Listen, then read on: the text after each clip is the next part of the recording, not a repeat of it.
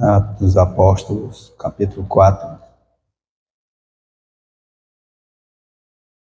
A partir do versículo 23. Diz assim a palavra: E solto eles, foram para os seus e contaram tudo que lhes disseram aos principais dos sacerdotes e os anciãos. E ouvindo ele isto, unânimes levantaram a voz a Deus e disseram: Senhor, tu és o que fizeste o céu e a terra, e o mar e tudo o que nele há, e que disseste pela boca de Davi, teu servo, porque bramaram as gentes e os povos pensaram coisas vãs. Levantaram-se os reis da terra e os príncipes se ajuntaram a uma contra ao Senhor e contra o seu ungido, porque verdadeiramente contra o teu santo filho Jesus, que tu ungiste, se ajuntaram, não só Herodes, mas Pôncio Pilatos, com os gentios e os povos de Israel, para fazer tudo o que a tua mão e o teu conselho tinha anteriormente determinado que se havia de fazer. Agora, pois, ó Senhor, olha para as suas ameaças e concede aos teus servos que falem com toda ousadia a tua palavra, enquanto estende a mão para curar e para que se faça sinais e prodígio pelo nome de teu santo filho Jesus. E tendo eles orado, moveu-se o lugar em que estavam reunidos, e todos foram cheios do Espírito Santo e anunciavam com ousadia a palavra de Deus. Amém. Poder tomar vossos assentos. Obrigado pela reverência à leitura da palavra de Deus. Meus amados, nós concluímos o estudo sobre o Espírito Santo. Tivemos falando aqui que ele é uma pessoa e todos os feitos e o poder que tem o Espírito Santo. E nesta noite eu quero falar a igreja que põe em prática a direção do Espírito Santo. A igreja que coloca em prática a direção do Espírito Santo. Se nós olharmos para o contexto do texto que nós lemos, capítulo 4, nós observamos que no capítulo 3, o discípulo Pedro e João, como de costume, ia ao templo para orar. E sempre que eles passavam, estava ali aquele coxo pedindo esmola. E um dia, ele pediu esmola ao discípulo e disse que não tinha esmola. Mas o que ele tinha dava, que era em nome de Jesus Nazareno, que ele andasse. E a Bíblia diz que ele andou. E ele foi com eles para o templo, saltitante, alegre na presença do Senhor. A cura daquele homem custou muito caro para os discípulos. Que eles agora foram levados ao Sinédrio, interrogados, foram presos. No outro dia, tornaram a interrogar eles. E eles... O capítulo 4, os versículos 1 em diante, é ele se justificando o que Deus havia feito. E quando chega no versículo 22, eles haviam sido libertos. E quando eles saíram dali, a Bíblia diz, a leitura que nós fizemos aqui agora, que eles foram para casa, mas já havia um resultado positivo, de quase 5.000 pessoas que haviam aceitado a Jesus através daquele milagre, através do testemunho dele que Deus, o Senhor, tinha feito por instrumentalidade deles. E agora, ele solto, diz que eles foram para os seus e contaram o que havia acontecido. Eles solto, eles foram para os seus. Aqui realizou imediatamente uma reunião de oração na igreja. o que dá a entender é que o povo se juntaram para um momento de oração. Crente cheio do Espírito Santo sente sempre impelidos para orar junto sobre qualquer problema da igreja. É o exemplo da igreja primitiva, que eles foram agora orar ao Senhor. Eles foram reunir ali para buscar a presença do Senhor. E nós sabemos que, diante da promessa do Senhor Jesus Cristo, que ele havia feito, ele diz que onde tivesse 2 ou 3 reunidos no nome dele, ali ele estava. E o discípulo tinha essa garantia de que o Senhor estava juntamente com ele. Nada une os membros da igreja como o amor derramado pelo Espírito Santo. É o que Paulo, escrevendo à igreja de Roma, ele nos diz que o Espírito do Senhor, ele foi derramado. Está aqui no capítulo 5 de Romanos, e o versículo 5. E a esperança não traz confusão, porquanto o amor de Deus está derramado em nosso coração pelo Espírito Santo que nos foi dado. O que traz unidade uma igreja é o vínculo do Espírito Santo derramado nos nossos corações. E aqui vemos que eles foram e se reuniram ali naquele lugar para orar ao Senhor. E o versículo 24 diz: unânimes levantaram a voz, começaram agora a orar. Todos unanimemente levantaram a sua voz. Apesar de todos clamarem em alta voz, havia também perfeita harmonia, pois foram dirigidos pelo mesmo Espírito. O mesmo Espírito que dirigiu aquela igreja, aquele culto de oração e louvor, é quem impeliu eles para estar ali. Quando se ora com o mesmo propósito, com o mesmo objetivo, nós vemos a resposta de Deus. Com o mesmo propósito. Esse culto de oração não era novidade para a igreja primitiva, porque ele já tinha acontecido no Antigo Testamento. Voltamos lá no segundo livro de Crônicas, capítulo 20, e o versículo 19, nos diz: e levantaram-se os levitas dos filhos de Coatita e dos filhos de Coraíta para louvar ao Senhor Deus de Israel com voz muito alta. O que aconteceu no dia de Josafá? Josafá estava no auge do seu governo, do seu reinado. Quando os atalaias, vigia, observaram que de longe havia uma grande multidão. Havia 3 nações ali juntas que vieram para sitiar ali Judá. Havia os filhos de Moabe, os filhos de Amon, e o povo dos amonitas estava ali, vieram para sitiar. Quando Sentinela informou a Josafá que estava vendo aquela grande multidão, qual foi a atitude dele? Foi exatamente reunir o povo no templo e buscar a presença do Senhor. Hoje nós estamos vendo dias que qualquer coisa a pessoa procura a justiça para procurar resolver. Mas eu creio que a igreja do Senhor Jesus, que é guiada pelo Espírito Santo, as nossas causas que continua resolvendo é o Senhor Jesus, em busca da resposta da igreja orando ao Senhor. Quando a igreja ora, vem a resposta do Senhor. E qualquer luta da igreja, perseguição que eu falo para a igreja, o resultado é buscar o Senhor.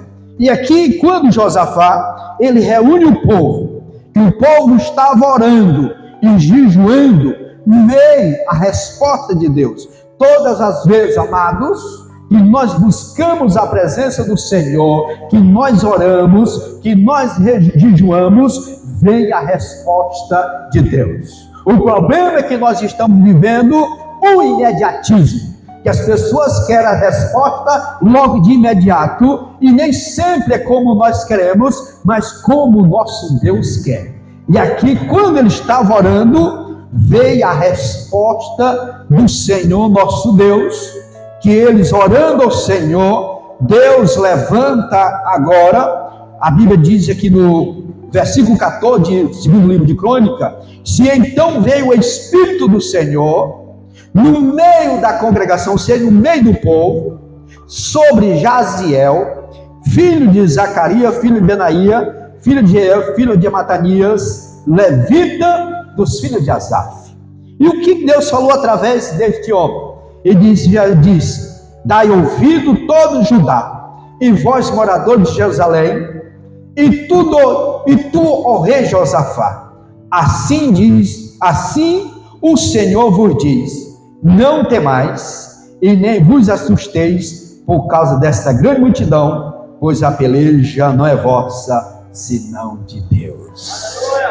A resposta do Senhor para Josafá diante daquela situação, porque o exército que vinha era bem superior ao exército dele, mas me faz lembrar de um hino de uma determinada cantora que disse, você e Deus é maioria. Você e Deus é maioria. Então Josafá, o povo, o exército menor, mas Deus estava com ele e se tornaria maioria, porque nosso Deus, ele peleja por nós. Quando ele recebe essa mensagem, ele agora, o povo começou a louvar. O povo começou a louvar Deus antes da vitória acontecer. Eles já foram ofertar sacrifício de louvor ao Senhor por algo que não tinha acontecido ainda. Ele não tinha recebido ainda a vitória. Mas o povo já louvaram o Senhor em alta voz. É um culto de gratidão por aquilo que vai acontecer. Porque a vitória só aconteceu no dia seguinte. E no dia seguinte, ó, se quiser ver, Josafá, organiza o povo aí, vai lá para o ladeiro, e ele foram. Interessante. Quem foi na frente? Foi o exército? Não. Quem foi na frente? Os levitas.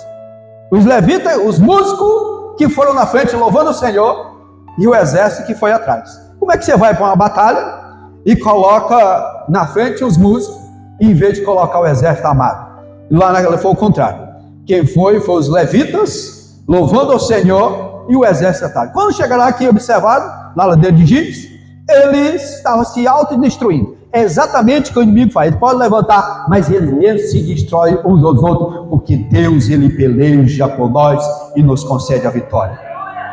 Então eles clamaram em alta voz. No tempo de Neemias, também diz que eles clamaram ao Senhor. Neemias, capítulo 9, e o versículo 4, a Bíblia vai nos dizer que aquele povo clamaram ao Senhor.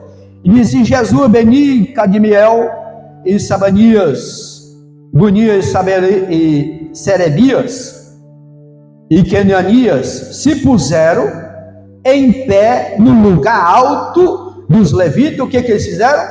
Clamaram em alta voz o Senhor, o seu Deus. E Deus mudou a história dos que havia voltado do cativeiro, porque o povo clamaram ao Senhor nosso Deus.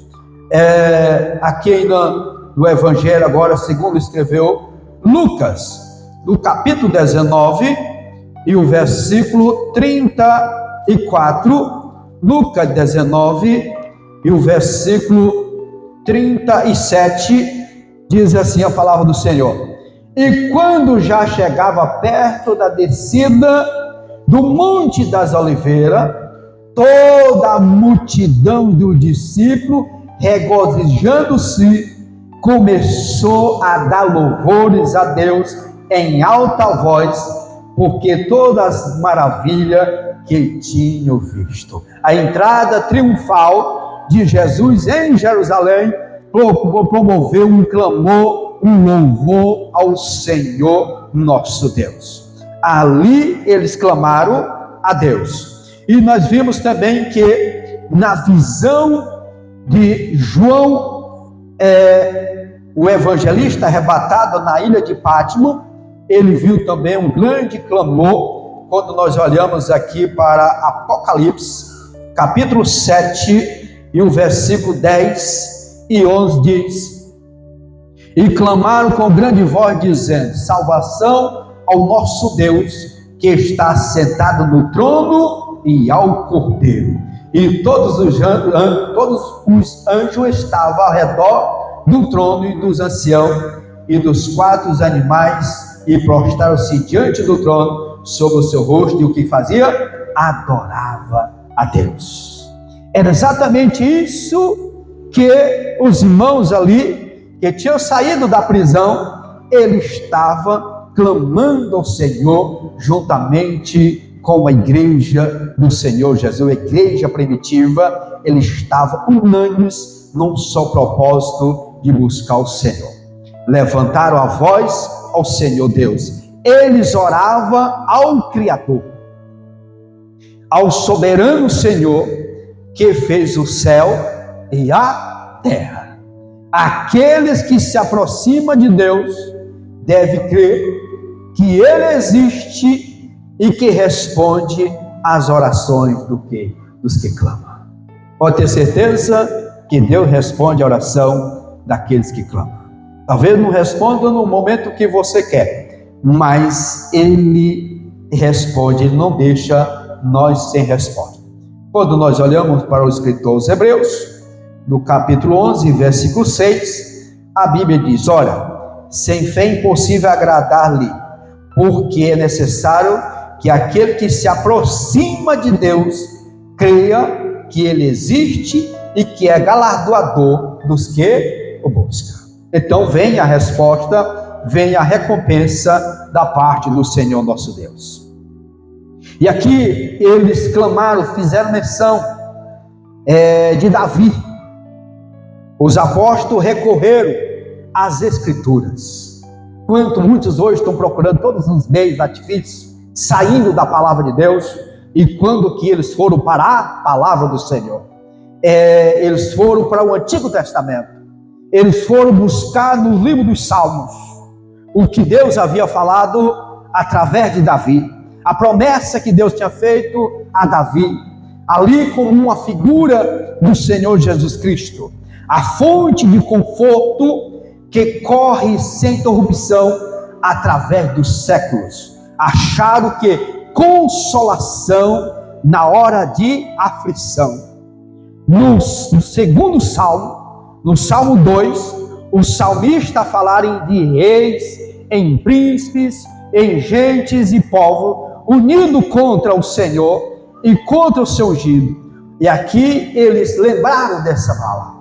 E eles lembraram do que havia acontecido com o Senhor Jesus. O nosso refrigério, o nosso refúgio, nós encontramos na palavra do Senhor. No momento da aflição, no momento da angústia, quando nós debruçamos na palavra do Senhor, nós encontramos refrigério para a nossa alma, nós encontramos segurança, nós encontramos confiança no Deus que nós servimos. O segredo é nós buscarmos a palavra do Senhor nosso Deus. Ele não nos deixa sem resposta.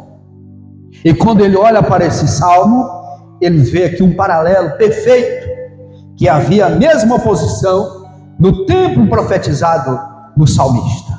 E exatamente o que estava acontecendo no dia de Jesus. Interessante que no Salmo 2 e no versículo 4, o que o Senhor faz? Diz: e aqueles que habitam nos céus se rirá, o Senhor zombará dele.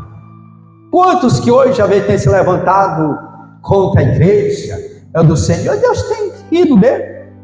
Deus zomba por ele conhecendo, porque sai da direção dele, sai do centro da vontade do Senhor e procura agir pelo poder do homem, pelo poder às vezes até aquisitivo, mas Deus, ele ri dessas situações, porque Deus, ele opera com seu poder, Deus opera conforme a sua vontade, Deus trabalha no tempo dele, conforme ele quer. Então eles trouxeram, quando eles olharam para a palavra, veio refrigério para eles. E eles começaram a regozijar na presença do Senhor. Quando chega no versículo 29, diz: ó Senhor, olha para as suas ameaças e concede aos teus servos. Eles não pediram outra coisa. O que eles pediram? Ousadia. Eles não pediram proteção, porque não sentia medo. Eles não pediram proteção, porque eles não sentiam medo. Eles não tinham medo. Não rogaram vingança, porque não guardava rancor no coração. Amado, quem é cheio do Espírito Santo não tem rancor. Quem é cheio do Espírito Santo não guarda mágoa. O coração dele é puro, o coração dele é limpo, meus amados. Aleluia! Então o povo ali cheio, impelido pelo Espírito Santo, eles não tinham rancor do coração, mas suplicava coragem e ousadia, porque estavam decididos o quê? A fazer a vontade de Deus, fazer a vontade do Senhor. O tribunal superior ordena-lhes que absolutamente não falassem e nem ensinassem em nome de Jesus. Se nós voltarmos aqui no versículo 18 de Atos, no capítulo 4, versículo 18, e disse: chamando-os, disseram-lhes que absolutamente não falasse e nem ensinasse em nome do Senhor. Eles foram ameaçados ali de não falar mais no nome do Senhor. E os membros da igreja oravam: concede aos teus servos intrepidez para pregares em qualquer tempo, independente de qualquer circunstância, mas que eles pregassem intrepidez para pregarem mais do que em qualquer tempo. Aqui é um exemplo. Nós estamos vendo um dia diferente? Não, mas as ameaças estão aí. Sutilmente hoje trabalha para tentar calar a igreja, várias maneiras, e às vezes a pessoa muito se sente ameaçada por essa situação. Mas aqui a igreja primitiva é um exemplo. Eles não pediram menos perseguição, mas mais coragem. Não queria menos oposição, mas mais força para vencer. A oração deles foi nesse propósito. Não suplicaram menos curas e prodígios, mas mais intrepidez, quando o onipotente estendesse a sua mão para trabalhar. O anelo dos corações daqueles irmãos, cheios do Espírito Santo, é sempre o de avançar e nunca de ficar de braços cruzados. O propósito dele era de crescimento, era de avançar. Uma das piores coisas, meus amados, uma das piores coisas na vida do crente é quando ele perde a motivação. Não tem coisa pior do que um crente desmotivado. Porque um crente sem motivação, nada está bom para ele, nada contempla ele, nada satisfaz ele. Para ele o ministério não presta, líder muito menos, põe defeito em tudo e em todos. Essa é a situação de um crente desmotivado. Ele vem para encontrar defeitos, para encontrar falhas, porque ele está desmotivado. Mas ele motivado é diferente, amado. Ele não olha para quem persegue, ele não olha para quem fala mal, ele não olha para quem critica, ele olha para Jesus, o autor e consumador da nossa fé. Ele olha para aquele que pode galardoar, ele olha para aquele que pode recompensar, ele olha para aquele que pode livrar, para aquele que pode sustentar nos momentos difíceis. Bendito seja Deus. E aqui diz: tendo orado, moveu-se o lugar. Aleluia. Ali é um sinal de que o Senhor estava presente ali naquela oração. Reunião de oração nunca tem muita gente, mas nunca você vai ver multidão em reunião de oração. Não. Mas a reunião de oração é um dos maiores fortalecimentos para a vida de um crente, é reunião de oração. Quando a igreja reúne para orar, ela tem resultado. E aqui ele estava nesse propósito. Se seguirmos o exemplo desse discípulo, o Senhor nos responderá. O ser cheio do Espírito Santo, a resposta de Deus para tudo para que nós precisamos, para o crescimento da igreja, para a expansão do reino de Deus. Para que tanto lote em Rio Maria, cidade tão pequena dessa? Para que tanta congregação? Eu vi isso de crente, amado. Esse aí é crente desmotivado, é crente que não tem motivação, é crente que não preocupa com o crescimento do reino de Deus. A maior preocupação minha hoje, amado, aqui no campo de Rio Maria, é o crescimento da igreja do Senhor Jesus Cristo. É resgatar as vidas que estão perecendo, as vidas que estão escravizadas lá na sarjeta do pecado. E quando vejo, eu passo no lugar e ambiente que eu vejo a multidão se auto-embriagando, isso não me entristece a alma, porque tem muitas vidas para nós alcançarmos para o reino do Senhor, e nós alcançamos primeiro, buscar a presença do Senhor, e Deus vai trabalhar, e Deus vai alcançar essas vidas para o seu reino. Nós não podemos nos acomodar com o tempo da igreja, porque ela tem 50 anos de fundação. Não, amado, é como se estivesse começando hoje, para nós alcançar mais vida para o reino de Deus. Era a preocupação da igreja primitiva. Anunciava com ousadia a palavra de Deus. Aqui um grande contraste entre anunciar as opiniões dos homens e proclamar a palavra de Deus. Pontos muito valem. Para que isso? E a preocupação é de anunciar a palavra do Senhor.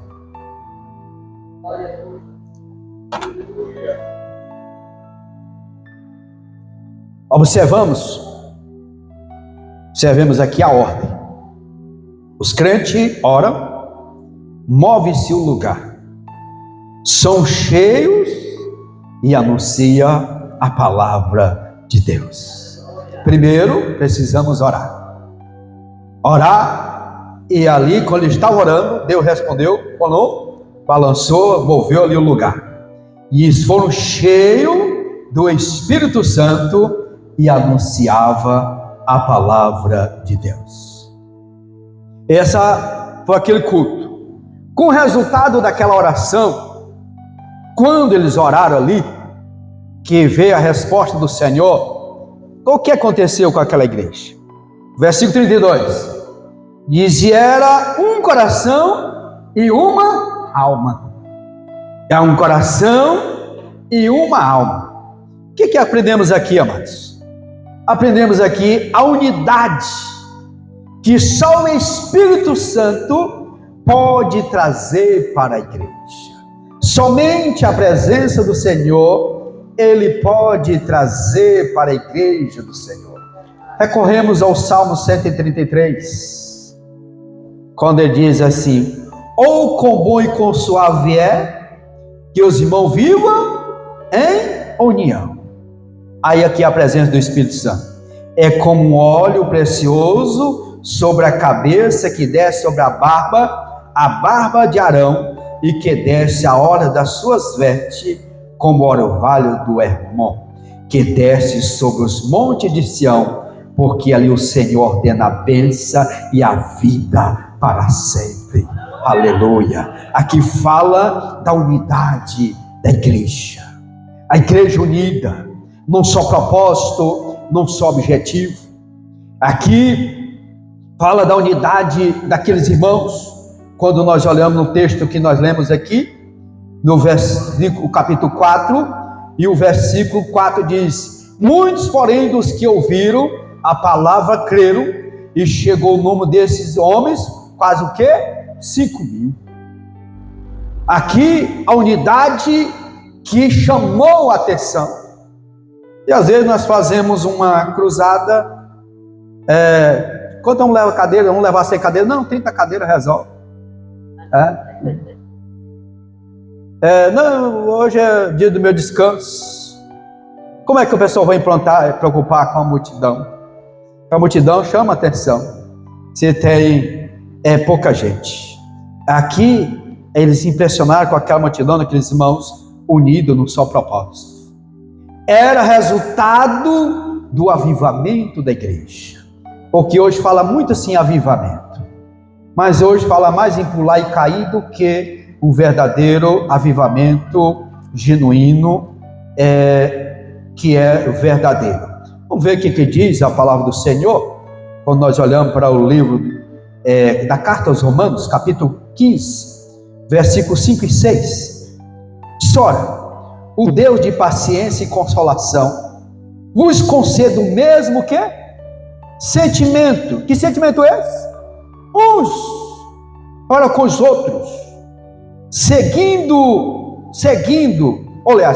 Cristo Jesus, para que concordes a uma boca, glorifiqueis ao Deus e Pai de nosso Senhor Jesus Cristo. Aqui fala de quê? De unidade. Falar a mesma coisa, falar a mesma língua. Passamos aqui para 1 Coríntios. 1 Coríntios capítulo 1 e o versículo 10. Rogo-vos, porém, irmãos, pelo nome de nosso Senhor Jesus Cristo, que digais toda a mesma coisa, e que não haja entre vós dissensões, antes sejais unidos em um mesmo sentido e em um mesmo parecer. Unidade da igreja. Unidade da igreja. 2 Coríntios, capítulo 13. 2 Coríntios, capítulo 13. Eu não sei se os irmãos não gostam, eu gosto de Bíblia. Esse irmão, não sei se gosta de Bíblia, mas eu gosto de Bíblia. Versículo 11. Quanto a mais, irmãos, regozijai-vos, sede perfeitos, sede consolados, sede de um mesmo parecer, vivei em paz, e o Deus de amor e de paz será com quem? Convosco. A unidade da igreja atrai a presença do Senhor, amado. Aí a unidade da igreja traz paz para a igreja dele. Aleluia! Unidade da igreja do Senhor. Pastor, mas nós estamos vendo um dia diferente, mas a palavra é a mesma para os nossos dias. Filipenses, capítulo 1, versículo 27. Somente devei portar-vos dignamente conforme o evangelho de Cristo, para que vá e vos veja, que esteja ausente ou ouça acerca de vós, que está no mesmo espírito, combatendo juntamente com o mesmo ânimo pela fé de quem? Do evangelho. Unidade na proclamação do evangelho, unidade no testemunho. Onde estiver, estejamos testificando do mesmo Senhor. Capítulo 2 de Filipenses, versículo 2. Contemplai o meu gozo, para que sintais o quê? O mesmo, tendo o mesmo amor e o mesmo ânimo, sentindo uma mesma coisa. Unidade da igreja. Paulo falando para a igreja de Filipe, que ele estava preso, mas aqueles irmãos estavam ali, e eles precisavam estar unidos, porque vinham os levantes contra a igreja, vinha a perseguição, mas se eles estivessem unidos, eles venciam. 1 Pedro capítulo 3, versículo 8. E finalmente, sede todos o mesmo sentimento, compassivos, amando os irmãos, entranhavelmente misericordiosos e afável. Isso aqui é a unidade da igreja do Senhor. Aqui é quando se torna um coração e a alma está unida no mesmo propósito. Isso, mas todas as coisas diz que ele era comum. Observamos alguns pontos sobre esse versículo aqui. Tudo era livre e voluntário. Ninguém era obrigado. Não havia comunidade obrigatória de propriedades e bens, que todos não entregavam a todas as suas propriedades e bens. Talvez ninguém é evidente que alguns que fizeram ali, alguém disse, não, alguém estava vendendo o que tinha, não era assim, amado. Ali foi uma situação que ele foi tocado pelo Espírito Santo, o caso de Barnabé, que ele veio vender suas propriedades e depositar diante ali dos apóstolos, para cuidar da igreja naquele tempo. A igreja, ela não tinha uma estabilidade ainda, estava iniciando. A igreja, havia muitas pessoas que dependiam da igreja, porque ela já não, o governo, o império, já esse pessoal não tinha oportunidade. Eles, quando se convertiam, eles eram expulsos. Então a igreja tinha que cuidar. Não tinham um projeto de sustentabilidade para eles. Então a igreja tinha esse cuidado. Então Deus levantava naquele tempo pessoas para cuidar desses irmãos. Nós observamos aqui que o Barnabé, ele fez isso. Mas não era algo que era alguém obrigado a fazer, não. Isso aqui foi algo tocado pelo Espírito Santo. Prova disso, que as pessoas não eram obrigadas. Com a resposta que o Senhor Pedro deu para Ananias. Quando nós olhamos aqui no capítulo 5, e o versículo 4 diz, guardando-a, não ficava para ti, e vendida, não estava no teu poder? Por que formaste este desígnio em teu coração? Não mentiste aos homens, mas a Deus. Olha, ele não era obrigado a fazer isso, não.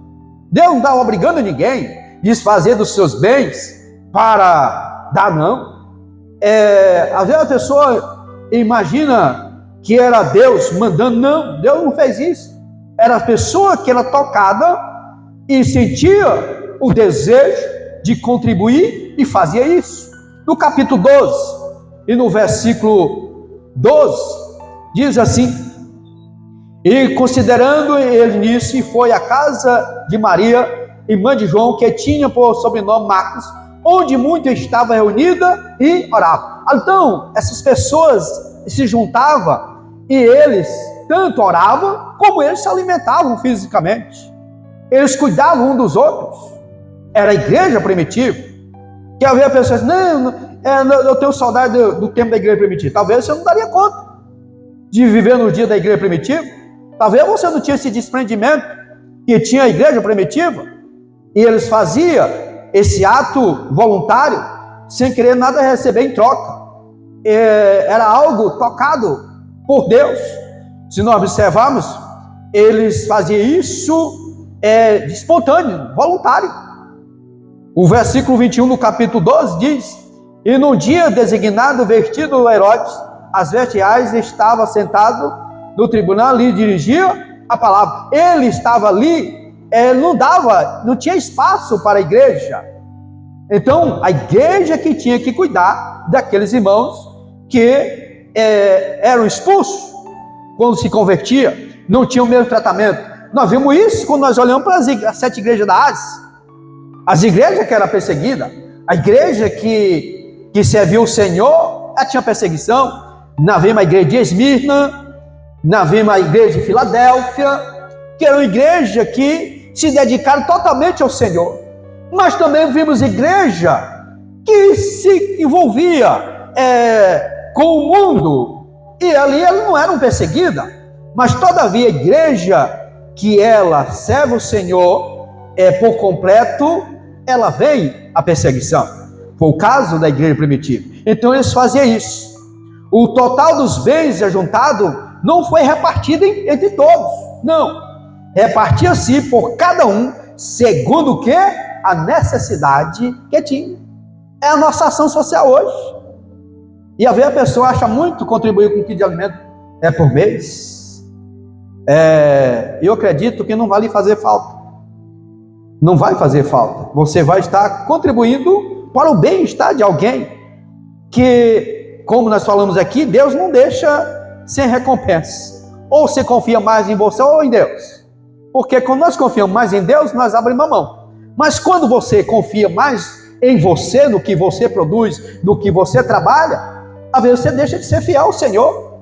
Às vezes você deixa de contribuir. porque você se apega. Mas quando você confia que Deus é que abre porta, é Deus que dá saúde para você trabalhar, que é Deus que cuida, é que Deus que abençoa, você não se preocupa. Você não vai ver alguém passando necessidade e você, talvez, podendo ajudar e não ajuda. Que fé é essa de salvo? Porque ela diz que o crente salvo tem boas obras. E que fé é essa que eu não posso praticar ela? Era o contrário da igreja primitiva. A igreja primitiva, ela fazia isso. Só os necessitados ele recebia, porque ele via a necessidade de cada um. E por causa da condição extraordinária que vivia em Jerusalém, a igreja tinha de suprir as necessidades de muitos menos favorecidos. Era o papel da igreja. Entre eles, muitas viúvas que se amparavam na cidade santa, que habitava em Jerusalém. E quando nós vimos isso, a prova disso foi a instituição da junta diaconal, lá do capítulo 6, para cuidar daquelas viúvas que não estavam tendo os cuidados devidos, que era para ser. Então, a igreja teve esse cuidado de cuidar, de levantar alguém para cuidar das viúvas. E depois, nós vimos aqui, e se o espírito da igreja era contrário ao do comunismo. Por quê? Ele dizia, tudo que tenho é teu. Agora, o comunismo diz o contrário. Ele diz, tudo que tens é meu. O comunismo, tudo que tem é dele. Mas a igreja primitiva dizia que tudo era do Senhor. Então, a igreja viveu esse momento maravilhoso.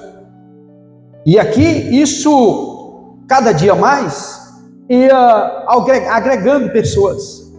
Eles falavam com liberdade a palavra de Deus. Contribuía literalmente. Socorrer a necessidade do próximo e oferecer hospedagem. Hoje, quando se fala em hospedagem, não é fácil. Você não vai hospedar alguém que você não conhece. Isso aí já é vigilância e sabedoria. Mas eles tinham esse cuidado. Diz que por hospedagem alguém hospedou até anjo, né? Em casa, porque não conhecia. Hebreu diz isso, foi o caso de Ló. Então a igreja, ela tinha esse cuidado dos irmãos. E aqui, eles demonstravam a fé dele na prática. O amor dele na prática. Não faz por obrigação e com tristeza, mas com grande alegria. É o que está lá no capítulo 2, versículo 43 ao 47 de Atos. Não com grandes esforços e fadiga, mas com fruto que o Espírito Santo produz. Nós vemos aqui as virtudes do fruto do Espírito sendo manifestada através daquela igreja. Testificava com poder. Quantas vezes damos nosso testemunho sem poder e nem fruto? É igual pregar sobre o deserto sem você nunca ter passado pelo deserto. É fácil pregar o deserto sem você nunca ter passado por ele. É fácil pregar testemunho sem ter fruto. Agora, quando você passa pelo deserto, aí é diferente, amado. Quando você enfrenta o deserto, aí você sabe, aí você prega sobre o deserto com lágrimas. No início da minha fé, eu preguei um dia sobre o deserto, contando aquela história bonita de Moisés, lá no deserto, de Paulo, do próprio Senhor Jesus. Eu não tinha passado pelo deserto. Aí outra vez, eu preguei chorando, porque eu tinha passado pelo deserto. É diferente. Aqui no 1 Coríntios capítulo 2, versículo 4, diz, a minha palavra e a minha pregação não consistiram em palavras persuasivas de sabedoria humana, mas em demonstração de quê? Do Espírito e de poder. É você testificar daquilo que você vive, daquilo que você faz, daquilo que você conhece. Era o que a igreja fazia. O povo percebia, já vou encerrar, o povo percebia a bênção e a presença de Deus entre os membros daquela igreja. Aleluia, que coisa maravilhosa, amado.